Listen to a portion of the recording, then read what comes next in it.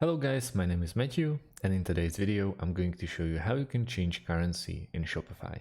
First things first, we have to create ourselves an account, but I bet that you already got your account going, so you need to log in to your Shopify account.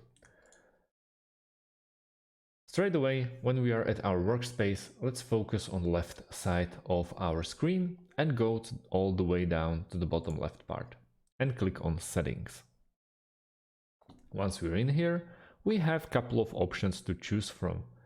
For example, billing, payments, general notifications, but we want to stick with general.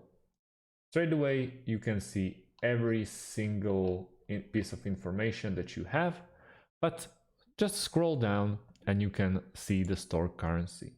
You can choose from probably every single currency. Well, it's not every single, but the most preferred ones like dollars, euros, British pounds, Canadian dollars, coronas, and so on and so on. And when you choose, for example, let's go for dollars, you just click save, and that's about it. Well, I prefer euros.